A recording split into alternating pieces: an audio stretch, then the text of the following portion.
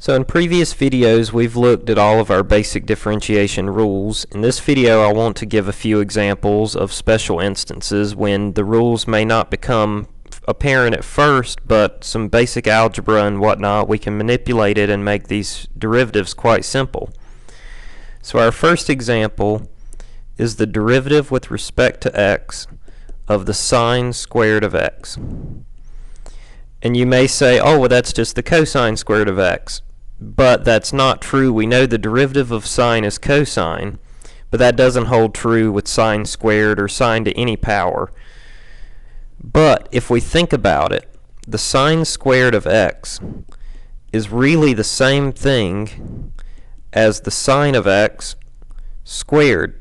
We just use a different notation with trig functions. So we can think of that as a composite function and use our chain rule. If we let f of x equal x squared and g of x equal the sine of x, then the composite function f of g of x would simply be the sine of x squared, which we know is the same thing as the sine squared of x.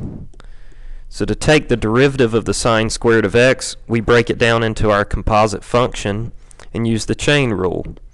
So the chain rule says that the derivative will be f prime of g of x times g prime of x. Well, we set our f of x, in this case the outer function, is x squared. So f prime of x is 2x. Well, f prime of g of x will be 2 times g of x, which we said was sine of x. And then that is multiplied by g prime of x. Well, if we said g of x, our inner function, is the sine of x. So g prime of x is the derivative of sine, cosine. So we can show that the derivative with respect to x of the sine squared of x is equal to 2 sine of x cosine of x. And in case you've forgotten, if you remember your trig identities, you'll know that is the same thing as the sine of 2x using a double angle identity. And you may see that on a calculus exam that the answer will be as the double angle because it's more simplified. There's fewer terms than writing sine 2 sine of x cosine of x. So let's look at another example. And this I hope you've probably already seen or you're familiar with, but you may not be. If you want the derivative with respect to x of 1 over x cubed. Well, we could use the quotient rule, but we don't have to. We can rewrite that as the derivative with respect to x of x to the negative third, because that's a property of exponents. Some function raised to an exponent in the denominator, move it to the numerator and make it a negative exponent. So 1 over x to the third is the same thing as 1 times x to the negative third. And then to take our derivative, we can just use the power rule. We'll pull the negative 3 down and drop the power 1. And we can simplify that. Normally you write it in the form that it was originally written in this case as a quotient.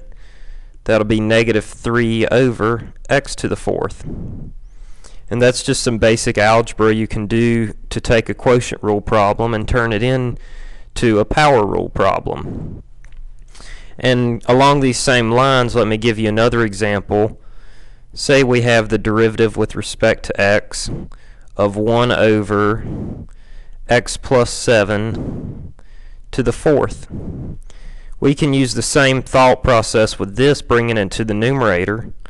It becomes the derivative with respect to x of x plus 7 to the negative fourth. So that exponent property is not exclusive for just when you have x. Whenever you have a whole function of x raised to an exponent, you can just bring it to the numerator. And anytime you have a constant in the numerator, it'll be easier to do that because you can just pull out the constant multiple and take the derivative of your denominator without needing to use the quotient rule. And to take this derivative, we'll use our chain rule, which says we'll drop the power down in front times the function left alone, dropping the power 1, times the derivative of the inside, which the derivative of x plus 7 is simply 1. So we show that the derivative with respect to x of x plus 7 to the negative fourth, which is the same as 1 over x plus 7, will simply be negative 4 over x plus 7 to the fifth. And these are just some basic examples of how you can make your derivative simpler by some algebra manipulation. Let me give you one more example with a trig function. Say we want the derivative with respect to x of the sine of x divided by the tangent of x. And you may be prone to, at first glance, go ahead and use your quotient rule. There's nothing wrong with that, but you can do a little trig manipulation and make this a lot simpler, because we know that that will be the same thing as the derivative with respect to x of the sine of x divided by the sine of x over the cosine of x, because we know that tangent is sine over cosine. And since we're dividing by the fraction, we can just flip the fraction and multiply. So that will be the derivative with respect to x of the sine of x over 1 times this denominator flipped over. So it will be the cosine of x times the sine of x. And if you notice, then we can cancel these sine of x's, and we're left with simply the derivative with respect to x of the cosine of x, which we know from a previous video is equal to the negative sine of x. So these are just a few examples of problems that, if you know a little basic algebra and trig, you can rewrite functions and get them into a form that's quite easy to take their derivatives.